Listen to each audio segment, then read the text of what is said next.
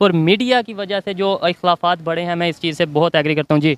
लेकिन इसमें यह है कि मेन इसके पीछे इन्वेस्टर्स तो पॉलिटिकल लीडर्स हैं और मिलिट्री लीडरशिप है जो मीडिया पे नेगेटिव प्रोपेगेंडे के लिए इन्वेस्टमेंट देती है, और इस वजह से जो है ना कशीदगी बढ़ रही है। हालांकि अगर हम चाइना की इकनॉमिक पॉलिसी को देखें तो मौजूदा दौर में तरक्की के लिए ज़रूरी है कि हम दोनों ममालिक जो है ना अच्छे तल्लुकात कायम करें, ताकि जो है हम ना सिर्फ साउथ एशिया के साथ बल्कि जो यूरोपियन कंट्रीज़ हैं उनके साथ भी चाइना की तरह अच्छे रिलेशंस बिल्ड अप कर सकें। आपको नहीं लगता इस टाइम पे इंडिया से ज़्यादा पाकिस्तान को ज़रूरत है अच्छे तल्लुकात की, क्योंकि इंडिया ऑलरेडी बहुत से ममालिक के साथ अच्छे तल्लुकात डेवलप कर चुका है। इवन चाइना के साथ उसकी बॉर्डर पे जंग है, मसला है, ठीक है, इशू चल रहा है लद्दाख के मामले पे, लेकिन इतनी ट्रेड हो रही है, ठीक है, फिर पाकिस्तान के साथ क्यों नहीं हो रहा?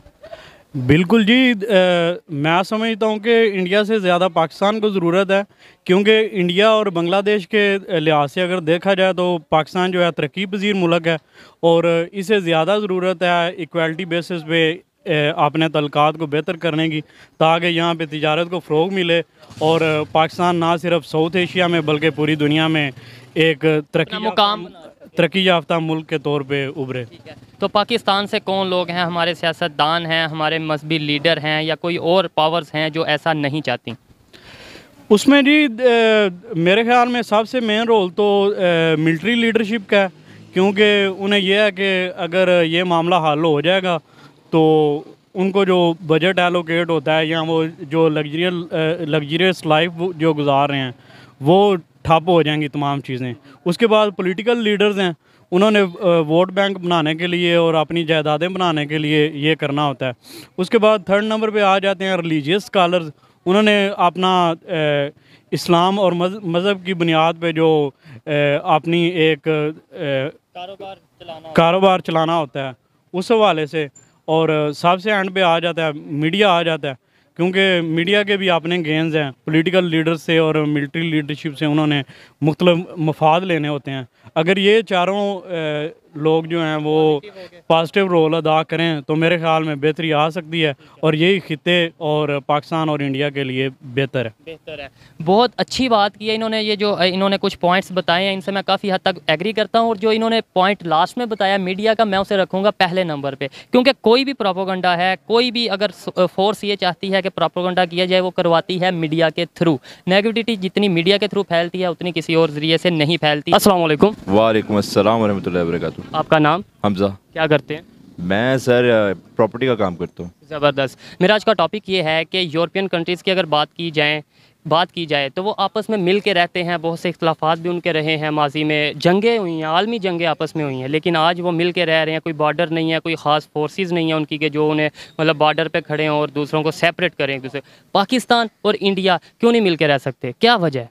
सर पहले तो आपको ये देखना पड़ेगा ना कि यूरोपियन कंट्रीज़ का एक मेजर जो उनका रिलीजन है वो क्या है, वो ज़्यादातर उनके क्रिश्चियनिटी है, ठीक है। ऑन दी अदर हैंड अगर हम पाकिस्तान और इंडिया की बात करें, इंडिया एक हिंदुस्तान मतलब हिंदू मुल्क है और पाकिस्तान एक मुस्लिम ममालिक है। उनका मेन जो इंडिया हिंदू मुल्क नहीं है, इंडिया सेकुलर है, इंडिया में मुसलमान भी रहते हैं, इंडिया में हिंदू भी रहते हैं, सिख भी रहते हैं, इसलिए हमें यहाँ बताया जाता है कि इंडिया हिंदुओं का मुल्क है। वो एक सेकुलर कंट्री है, उसमें हर मज़हब के लोग रहते हैं। बेशक सेकुलर कंट्री है, मगर आप ये बता रहे इंडिया के अंदर मेजॉरिटी किस चीज़ की है? हिंदुओं की है। हिंदुओं की मेजॉरिटी है। उनकी जो डिप्लोमेसी है, उनके जो पार्लियामेंट है, उन पर बैठ कौन रहे हैं? हिंदू बैठ रहे हैं, लेकिन साथ सिख भी बैठ रहे हैं, साथ मुसलमान भी बैठ रहे हैं। ठीक है, बात आपकी ठीक है। मुझे ये बताएं कि इंडिया के अंदर जो पावर है वो किसके पास है? तशद्दुद जो होता है किसके ऊपर हो रहा होता है? हिंदुओं के ऊपर हो रहा है कि मुसलमानों के ऊपर हो रहा है, सिखों के ऊपर हो रहा था, आपके ईसाइयों के ऊपर हो रहा था, माइनॉरिटीज़ के ऊपर हो रहा था कि मेजॉरिटी के ऊपर हो रहा था? देखें, जो जहाँ पे भी कहीं पे भी कोई मिनॉरिटी होती है ना कोई इशू आता है, अगर आप इशू की तरफ आएंगे, देखें मैं तो पीस और उसको पॉजिटिविटी को प्रमोट कर रहा हूँ, लेकिन अगर इशूज़ की तरफ आएंगे फिर हम अपना जब सच बोलेंगे तो फिर देखने वालों को बुरा लगेगा। अब सच आप सुने कि जब पाकिस्तान बना था हिंदुओं की तादाद यहाँ पे 17 to 20% थी, आज वो 2% भी नहीं रहेगी। फिर हम ये बात करें तो वो हम तो बहुत ज़ालिम निकले। फिर उसके बाद आपने बोला वहाँ पर जुल्म।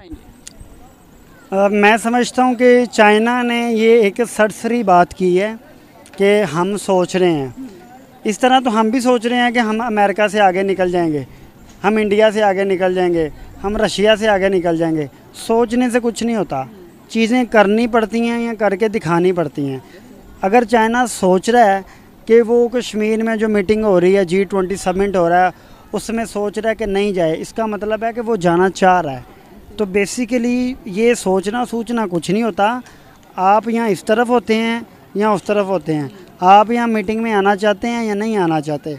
तो ये सोच विचार करना ये बिल्कुल इस तरह के जैसे एक ट्रक जा रहा है, उसकी लाइट जल रही है, आपने बाइक पीछे लगा दी है, वो ट्रक जा ही जा रहा है, आप भी जा ही जा रहे हो और आप कह रहे हो कि मैं सोच रहा हूँ कि आगे से जाकर मैं लेफ़्ट लूँ या राइट लूँ, लेकिन ट्रक की बत्ती पीछे आप लगे हुए। तो ये सीन नहीं है, आप यहाँ इस तरफ हो या उस तरफ हो, सोच विचार वाला कोई सीन नहीं है।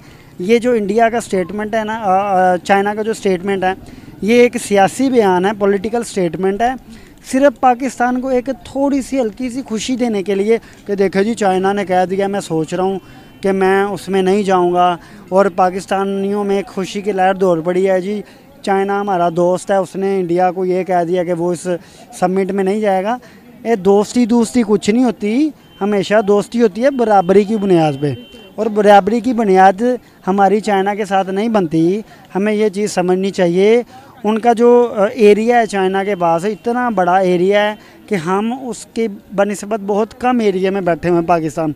दूसरी बात यह है कि आप चाइना की पॉपुलेशन देखें, चाइना की पॉपुलेशन हमसे बहुत ज़्यादा आगे है, मतलब ज़्यादा है, और उनका जो GDP है चाइना का वो दुनिया में पहले नंबर दूसरे नंबर पे आता है। इतनी ज़्यादा वेल्थ और इतनी ज़्यादा दौलत है उनके पास, जबकि चाइना की एक शहर का जितना GDP है ना, पाकिस्तान के पूरी कंट्री का उतना GDP नहीं है। हमारे पास टोटल तकरीबन थोड़े से डॉलर हैं, जिनमें तकरीबन $3 बिलियन चाइना ने दिया हुआ है। तो हम कभी भी किसी मुल्क को एक्सपेक्ट नहीं कर सकते या उसकी खुशी में ये नहीं कह सकते कि चाइना ने ये कह दिया कि हम इसके बारे में सोचें। हमें खुशी नहीं मनानी चाहिए, हमें ये सोचना चाहिए कि हम क्या हैं। चाइना बिल्कुल अपनी एक पॉलिटिकल और सियासी बयान दे के पाकिस्तान को खुश करने की कोशिश कर रहा है। हमें खुश नहीं होना चाहिए। ये चाइना वहाँ पे जाएगा, ये समिट के अंदर जाएगा, जो भी इनके मसले मसाइल हैं G20 के, ये वहाँ पे डिस्कस होंगे। हमें बिल्कुल भी खुशी नहीं मनानी चाहिए। और चाइना, मैं आज आपको बता रहा हूँ, चाइना जाएगा। ये सिर्फ पाकिस्तान को हल्की सी खुशी देने के लिए उन्होंने ये बयान दिया है, और मैं समझता हूँ कि ये एक सियासी बयान से ज़्यादा कुछ भी नहीं है, इसकी कोई भी अहमियत नहीं है। आप चाइना को देखेंगे, वहाँ पे चाइना की तस्वीरें भी आ जाएंगी। और रही बात जो आपने कश्मीर की बात की कि कश्मीर एक डिस्प्यूटेड एरिया है, देखें कश्मीर कितना बड़ा है, पाकिस्तान में भी तो एक कश्मीर है, एक इंडिया में है। क्या पाकिस्तान वाला कश्मीर जो है वो पाकिस्तान का है? लगता तो नहीं है। देखिए वो भी इंडिया कहता है जी ये डिस्प्यूटेड एरिया है, ऑक्युपाइड जो है वो ऑक्युपाइड किया हुआ है। इंडिया कहता है जी पाकिस्तान ने ऑक्युपाइड किया हुआ है, पाकिस्तान कहता है जी कश्मीर ऑक्युपाइड किया हुआ है इंडिया ने। जबकि हमें देखना चाहिए कि वहाँ के लोग क्या कहते हैं। वहाँ के लोग कहते हैं जी हमने इंडिया के साथ रहना, तो उसको इंडिया के साथ रहने दिया जाए। यहाँ के लोग कश्मीर के कहते हैं हमने पाकिस्तान के साथ रहना, तो हमें पाकिस्तान के साथ रहने दिया जाए। तो हमें अवाम की, लोगों की ख्वाहिशों के मुताबिक चीज़ें देखनी चाहिए। इंडिया ने जब से स्पेशल स्टेटस ख़त्म किया है कश्मीर का, इसका मतलब है कि कश्मीर जो है ये इंडिया का इंटीग्रल पार्ट बन गया है, उसका अंदरूनी हिस्सा हो गया है। तो एक स्पेशल स्टेटस कश्मीर का नहीं रहा। अब वो वहाँ पे सबमिट कर रहे हैं, चाइना के ऊपर बयानबाजी नहीं कर सकता कि हम क्योंकि ये डिस्प्यूटेड एरिया हम नहीं जा रहे। चाइना ने ख़ुद इंडिया के कई इलाकों के ऊपर कब्ज़ा किया हुआ है जो इंडिया के हैं। इस तरह तो फिर इंडिया भी कह सकता है कि क्योंकि चाइना ने उन इलाकों के ऊपर कब्ज़ा किया हुआ है जो कि हमारे थे, तो हम चाइना को इनवाइट नहीं कर सकते, या चाइना इस तरह की कंट्री है। तो ये चीज़ें नहीं होती। जो आपके करंट इश्यूज़ हैं ना वो चलते रहते हैं, उनको मद्देनज़र रखते हुए हर कंट्री को आगे बढ़ना चाहिए, देखना चाहिए, ना कि दूसरों की खुशी में अपनी खुशी मनानी चाहिए। वीडियो में आगे